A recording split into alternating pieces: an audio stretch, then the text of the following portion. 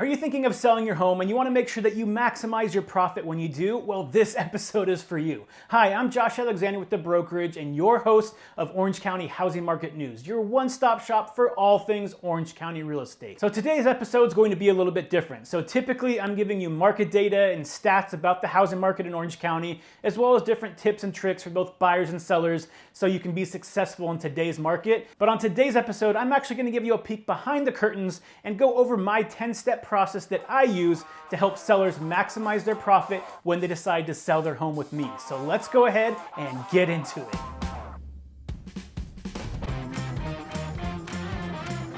So really quickly, before we go over the 10-step process, I do want to acknowledge that every seller is going to be different. And with every seller being different, this plan is going to change and be customized to each individual seller depending on their wants and needs. So this plan is a great outline to go by. However, it can be changed based on what the seller needs and what's going to make them most comfortable. So let's go ahead and start with number one. So number one is that at-home consultation. And that really consists of three different things. So number one, which is what all sellers want to know, what is my home worth? So basically what I do is I'm going to go through and do comparable sale analysis and figure out exactly how much their home should be worth on today's market based on what an appraiser is going to appraise the property at. So I use the same numbers as what appraisers are using. That way you have a really good understanding of what an appraiser is going to go into your house and tell you what it's worth. Now, does that mean that's the price that you should list it at? Absolutely not. But that number is important to know because later when you get into escrow, you'll have a better idea if you're going to have problems with the appraiser or not. So what the actual house is going to be priced at is going to be completely different. It's going to be based on the market. Is it buyer's market? Is it a seller's market? What's your wants and needs? How quickly do you need to have it sold? So a lot of those factor into the actual price you want to price your home at. And a lot of it is just marketing. So where are you going to market it that's going to give you the maximum amount of qualified buyers to be able to get into your house and ultimately get you the best price for your home? So those are definitely two different things, what it appraises at and what you should actually market it at. So that's number one that I go over. Number two, we go over step by step everything that you're going to experience during escrow. And I find this to be extremely important. That way, when a seller gets into escrow, they know exactly what's happening throughout the whole transaction before it even starts, because selling a home can be a very stressful experience. It's one of the largest transactions that most people will ever make. So if they feel lost during the process, it's going to be much more stressful, and there's really no reason to have all that stress. So what I do is I go step by step and explain everything that's going to happen in escrow from when you place your house on the market to you hand over the keys to the new buyer. That way you know what to expect every step of the way, and that's going to eliminate a lot of stress out of the process for you. So the third major thing that I do when I'm walking through someone's house to figure out how to maximize their profit is we're going to go over what we can do to make sure they are getting the maximum profit from their home. And this could be a wide variety of services. So on the very low end and the very basic end, you at least want to go through your house and do the decluttering, depersonalizing, going through and making sure that any large furniture pieces that are not needed are taken out of the home to make everything look more open.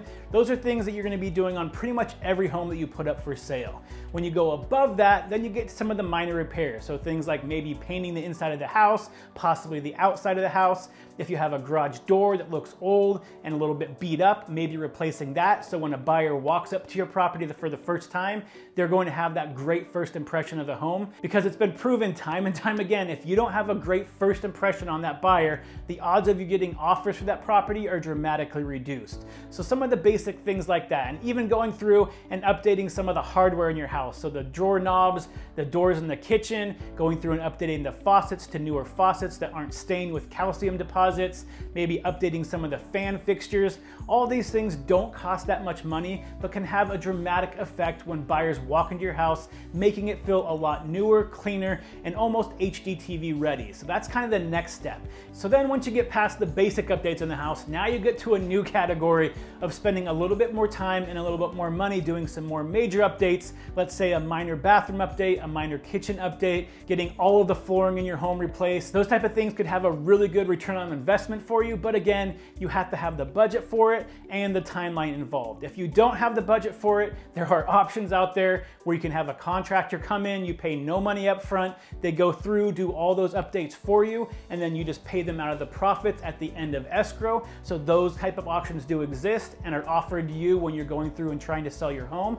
But again, it's not for everybody. That's why you want to come up with a customized plan based on your wants and needs and your timelines. So the next part of making sure we maximize your profit is figuring out if we need your home staged or not, because it's been shown time and time again that if you have your house professionally staged, it's going to attract more buyers, you're going to get more offers, and those offers are usually going to be higher offers, which again is going to pay for itself in the cost of that staging service. So staging is something that I always recommend, but it might not be right for everybody in every circumstance. So again, we give you the option.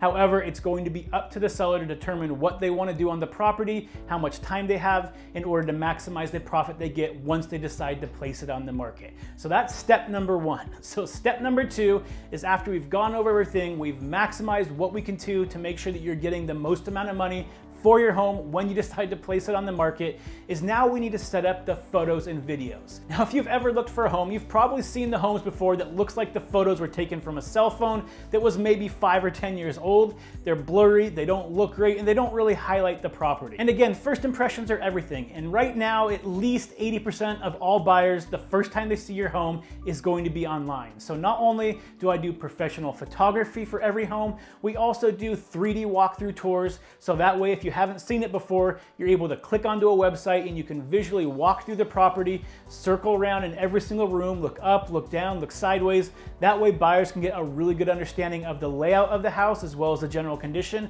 before they even show up to see it. And we want to do those 3D property tours. We want to do video tours. So by doing not only photos, but 3D walkthroughs as well as videos, that just allows your home to be broadcast on as many different channels on the internet as possible, giving your house the most amount of exposure.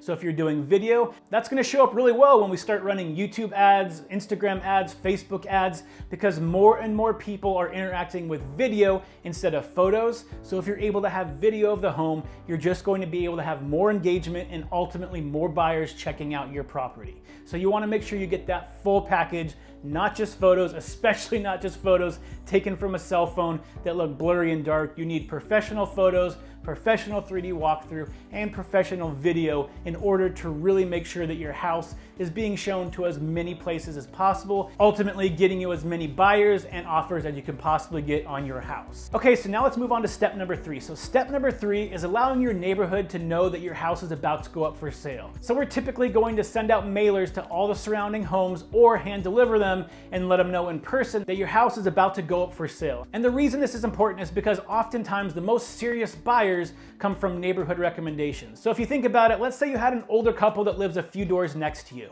Maybe they had a daughter that just had a baby and now they're looking for a bigger place to live. How excited would the grandparents be to have their family move closer to them, and that way they get to see their grandkid more often? Or on the opposite side, which is what we did, we wanted to move closer to the grandparents so we can have some free babysitting as well as have more family time together. And those type of buyers are usually willing to pay a premium for your house because they're not just buying the house for the condition it's in, they're buying it specifically for that location where they can't get anywhere else. So oftentimes some of the best buyers are going to come from some neighbors recommending to their family or friends that they should move into the neighborhood with them. Okay, so the photos and videos are done. Your neighborhood now knows your house is about to go up for sale. The next step is now placing that sign in your yard that says coming soon, and then we put a QR code on the bottom of that sign, allowing anybody that drives through the neighborhood to be able to quickly take their phone out, scan it, and get all the information they need about your home so they can decide if they want to look at that home once it eventually hits the market. So we typically want to do that before your house hits the market, just to build anticipation and let as many people know that your house is about to be put up for sale really soon. So that brings us to step number 5. And step number 5 is taking all of those photos and videos that we took earlier and putting them together in a marketing campaign for you. So some of the things that are included in that marketing campaign are going to be a single property website where we can direct any traffic that might be looking at your home to that website so they can see all the photos, all the videos, the description, anything they need to find out about the property all in one place. We're also using those to create social media campaigns on Google, on YouTube, on Instagram, on Pinterest, on Facebook. So this is going to set you up to be able to reach as many buyers as possible. And a lot of those social media companies will allow you to target specific buyers that you think are going to be most interested in your house. So now let's go ahead and move on to step number 6. So step number 6 is coordinating understanding before your home hits the market when buyers are going to be allowed to see your home, what hours, what days. That way you understand when buyers might be coming through your home and there's no surprises. The last thing you want is for you to be sitting down with your family at dinner at 6 o'clock and then all of a sudden your doorbell rings and there's buyers wanting to walk through, look at your property. That's stressful for the seller, that's stressful for the buyers because they know they probably shouldn't be there. It's just overall a bad experience for everybody involved. So what I typically do is we work all these details out ahead of time before your home hits the market. So I'll usually recommend that on the first 2 weekends, you're going to have open houses both days for multiple hours to allow as many buyers through as possible. And then for those first 2 weeks, the more flexible you could be with your schedule to allow more buyers through, ultimately you're going to get better offers and more offers on your property. Those first 2 weeks is when probably 70 to 80% of all the buyers that are gonna look at your home are probably going to walk through. So if you're able to be as flexible as possible during those first 2 weeks, that's going to give you a much better chance of getting more buyers in your house and getting better offers than if you're only able to show it on the weekends or maybe a few hours during the week. But again, everybody's schedule is different. Sometimes it's just not possible to be able to show your house. You've got company over, you have things going on, and that's completely understandable. However, we want to make sure that we address that before your house gets on the market so it's not an issue once your house does go on the market. And then we go over the procedure for a buyer actually looking at your property. So typically what's going to happen is the buying agent will contact me and then I will contact you, letting you know when they want to walk through the property. If you confirm it, we'll go ahead and confirm it with the buyer's agent, and then we'll add it to a calendar that you have access to, and that way you can quickly reference it and understand who's coming when, so you know when you have to be out of the house, when the house needs to be clean. And that way, again, it's just less of a hassle for you as a seller. It's less stressful for you because you know what to expect every single day when buyers are walking through your property. So step number 7, which we've kind of gone over this a little bit already, is we're launching that single property website for your house to enable any buyer interested in your home to be able to find all the information they need in one single spot. If they want to reach out to me, my contact information is there. If they want to figure out if they can qualify for the loan, they have a lender contact information there as well. So it's all there for the buyer to look at. That way they have a much better idea of your overall home's condition, where it's located, and any information they need to know before they come to the property. And that way you're going to have a much higher chance that any buyers that are walking through your property are buyers that are going to be actually interested in purchasing it because they've seen all this information online and they're obviously still walking through your property. So odds are they have a very high intent of placing an offer on the property, and ultimately that's what you want as a seller. So now let's move on to step number 8. So step number 8 is actually submitting your home to the multiple listing service. And what that does is it allows your home to be seen by any potential buyers out there. So not only are other realtors going to be able to access the information on the MLS, but all the buyers are going to have access to it as well. Because as soon as you hit that submit button on the MLS is going to syndicate that information out to hundreds of other websites. So Zillow, Redfin, Realtor.com, Trulia, all those websites are now going to have your home on the front page for all the buyers to see,